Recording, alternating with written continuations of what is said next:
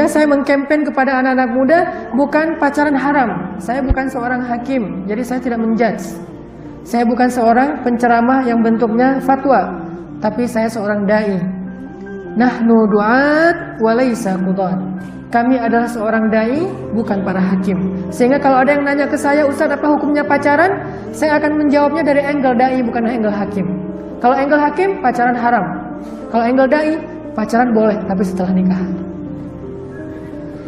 Jadi saya bukan mengkampen hukum pacaran, tapi justru mengajak orang pacaran setelah nikah. Mulai saya cerita pacarannya Nabi dengan Aisyah setelah nikah, pacaran saya dengan istri saya setelah nikah, kemana-mana pegangan tangan, kita seru-seruan nonton bareng, romantis-romantisan, gombal-gombalan.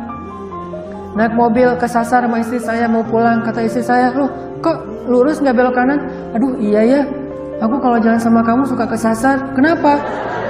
Soalnya pengennya ke hati kamu. Itu kan adegan Nabi banget. Nabi kalau minum tuh satu gelas berdua dengan Aisyah. Di rumah Nabi itu gelas cuma ada satu loh. Tidak ada gelas mama, papa, itu bid'ah. Jadi nggak ada gelas mama, gelas papa, nggak ada. Cuma satu, gelas kita.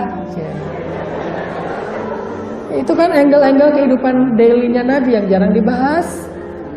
Nabi kalau minum gantian, kadang Aisyah duluan. Kalau Aisyah duluan minum, Nabi akan lihat mana bekas lipstiknya Aisyah. Maka Nabi akan minum dari bekas bibirnya Aisyah. Dibolak-balik gini. Wah ini minum. Kalau Nabi duluan minum, maka Nabi akan menyisakan setengah buat Aisyah. Maka mereka selalu minum satu gelas berdua, gantian. Pernah Nabi baru pulang kerja, macet-macetan, capek gitu ya, sore. Aisyah ngelihat Nabi capek pulang, langsung bikinin air manis pakai gula. Salah, yang ditaruh malah bukan gula, garam. Dikasih ke Nabi. Biasanya kalau Nabi minum duluan kan disisain setengah. Pas Nabi minum, makasih Aisyah, alhamdulillah, bismillahirrahmanirrahim, minum. Pas minum, bentar, ini asin ya. Akhirnya Nabi pas tahu ini asin, tadi wajah beliau mau berubah, langsung dinetralkan lagi biar Aisyah nggak kaget. Akhirnya Nabi minum, glek, dihabisin sama Nabi, nggak disisain. Aisyah agak dikit sebel gitu, bete. Kok dihabisin sih, nggak disisain buat gua gitu. Akhirnya Aisyah ambil gelasnya ke belakang, penasaran kok Nabi nggak biasanya ngabisin air, nggak disisain buat saya. Ada dikit banget, diminum sama Aisyah, ternyata asin. Nangis Aisyah. Masya Allah, Nabi itu kalau airnya manis disisain buat saya, tapi kalau airnya asin dihabisin sendiri, nggak dikasih sisain. Itulah cowok sejati tuh, cowok keren.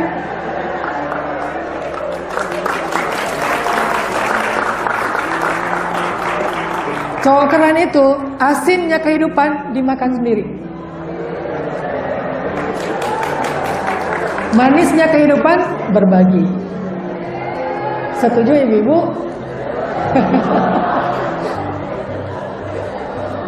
Ini yang kita bahas tentang sirah Nabi, sarirah Nabi, surah Nabi. Kita membahas sirah itu bukan hanya dari angle penampilan, tapi juga hal-hal yang seru dalam kehidupan Nabi. Gimana Nabi ngelamar? Nabi itu kita bahas tentang pacaran Nabi setelah menikah, supaya anak-anak muda bukan mau menikah tapi meninggalkan pacaran dan bersabar deh. Nanti setelah menikah kalian bakal ngerasain pacaran yang lebih seru daripada sebelum nikah. Itu campaign saya. Jadi saya nggak pakai bahasa pacaran haram, nggak. Sama kayak gerakan subuh berjamaah, itu beda banget dakwah kita dengan dakwah teman-teman. Kalau dakwah teman-teman, gerakan sholat subuh berjamaah itu kan berangkat dari idealisme ya. Siapa yang mau sholat subuh berjamaah? Yang udah sadar. Kalau kita bahasanya bukan sholat subuh berjamaah. Program sholat subuh berjamaah kita, hashtagnya apa? Sunrise Lovers. Jadi angle yang dilihat itu yang buat anak muda itu entertain, senang cari sunrise. Yang dipakai kemudian brand ambassadornya anak-anak parkour. Mereka nge-track di atas gedung, pas sunrise kita posting Sunrise Lovers, Sunrise Hunter. Sehingga orang-orang rajin sholat subuh gara-gara ngejar sunrise gitu, cara campaign ke anak mudanya. Ini revolusi dakwah yang kita lakukan di Indonesia. Akhirnya viral 3 tahun terakhir, kemudian muncullah tren baru, tren hijrah, di mana taklim itu dipenuhi anak-anak muda. Sekarang Rabu malam kita sengaja bikin weekday, bukan weekend, karena kita pengen merubah sebuah kebiasaan, perilaku anak muda. Jadi kita bermain dengan perilaku, bukan hanya dengan sebuah event. perilaku anak muda yang kita bentuk. Apa perilakunya? Biasanya anak muda main, kalau pulang kuliah, pulang sekolah, pulang kerja, suka nanya mau nongkrong di mana. Pulang kerja mau nongkrong di mana? Biasanya nongkrongnya kalau nggak di beer house, nongkrongnya di kafe, nongkrongnya atau mainnya di skate park, mainnya di mall, atau berenang di kolam renang. Dari 5 ini mungkin cuma 1 doang yang negatif, beer house. Yang lain buat saya nggak negatif. Saya juga nongkrong di kafe, saya juga main kemana, nonton di mana gitu misalnya. Ini pertanyaan anak muda yang secara perilaku sama. Pulang kantor, kita nonton di mana ya? Ada film apa ya? Pulang kantor, kita nongkrong di mana ya? Pulang kantor, kita jalan kemana ya? Bareng teman-temannya. Kita rubah sedikit perilakunya. Kita taklim di mana? Pulang kerja, taklim. Makanya taklim kita dibikin habis maghrib, weekday. Di pusat kota Bandung, di Masjid Trans yang semuanya aksesnya gampang situ. Pertanyaannya, gimana bikin mereka nyaman nongkrong di taklim? Bukan menghadiri taklim, tapi nongkrong di taklim. Berarti taklim ini dikemas menjadi tempat tongkrongan. Kita sediakan di masjid itu wifi gratis. Kita sediakan di masjid itu kopi kualitas barista. Apalagi kopi Jawa Barat sekarang menjadi kopi nomor 1 terbaik di dunia. Beberapa kali Olimpiade kopi dunia di Atlanta, Jawa Barat itu masuk 10 besar. Dari 10 itu 6 kopi Jawa Barat.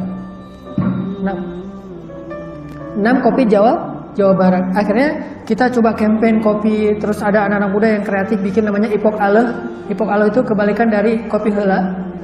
Dibalik jadi ipok. Ipok Ale kan di anak gaul Sunda itu suka dibalik-balik ya.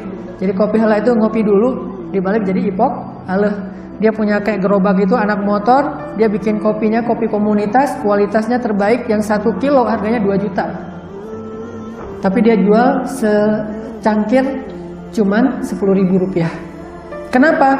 Karena kita kerjasama dengan pemerintah bikin edukasi kopi ke anak-anak muda. Mereka punya kebun kopi sendiri, ada berapa ribu batang kopi. Akhirnya mereka dari hulu ke hilir sendiri, jadi murah dan produktif. Mulailah mereka merasakan taklim itu bukan lagi majelis tapi tongkrongan. Sehingga yang datang ke taklim kita, ukuran berhasil dakwah kita itu lihat kalau cewek jilbab nggak nih. Kalau jilbabnya udah lebar, cadaran, berarti dakwah kita nggak berhasil. Soalnya udah pada soleha. Tapi kalau yang datang ke taklim kita justru belum berjilbab atau kagok, pakai jilbabnya masih diikat terus gatel-gatel, berarti dakwah kita kena nih. Dan alhamdulillahnya banyak yang datang ke taklim kita itu nggak pakai jilbab, masih pakai pakaian kantor, maaf ya, mungkin pakai rok pendek, datang ke masjid terus pakai mukena di masjid karena dia malu gitu, keluar buka lagi mukena biasa lagi, snapgram, gue lagi di taklim Ustaz Hanan, dan mereka pride dengan taklim. Kita bangun dari mulai interest, respect, trust, join, pride. Itu ada tahapan-tahapannya. Mereka udah sampai ke tingkat respect, pride dengan taklim. Gue lagi di taklim, sampai yang datang juga ada yang tokoh-tokoh anak-anak main banget.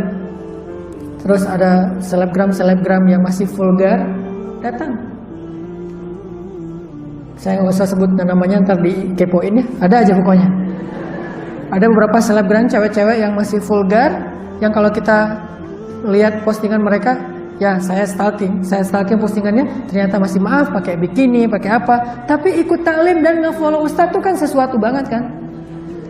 Yang postingannya masih vulgar tapi nge-follow Ustadz kan sesuatu. Berarti dia merasa nyaman dapat sesuatu dari postingan saya. Dan mereka datang ke taklim, walaupun datang ke taklimnya udah lebih sopan, cuman postingannya belum berubah, bertahap. Minimal udah mau datang, interest dulu sebelum mau join. Arti join sudah mau mengganti karakternya menjadi muslimah yang lebih ideal. Tapi minimal interest dulu. Dari interest mereka mulai respect. Kita arahkan. Kita bikin voice of youth, opini publik anak muda. Kita bikin kayak kemarin pas Israel ngaku-ngaku Al-Quds sebagai ibu kota mereka, kita bikin voice of youth tentang Al-Quds. Tanya ke anak muda, apa pendapat lo? Lo kenal Donald Trump? Kenal. Gimana pendapat lo tentang Donald Trump yang mau mengakui Israel sebagai Al-Quds sebagai ibu kota Israel?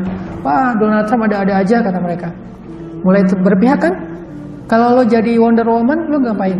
Pertanyaannya agak nyeleneh. Tapi sebetulnya kita lagi ngebangun opini dan membangun keberpihakan anak muda. Karena segmennya ring 3.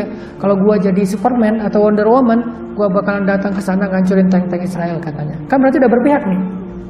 Terus kalau lo jadi presiden, kalau saya jadi presiden, saya akan gunakan APBN buat membiayai pemuda-pemuda Indonesia yang jomblo menikahi janda-janda Suriah dan Palestina. Ini angle-nya mereka.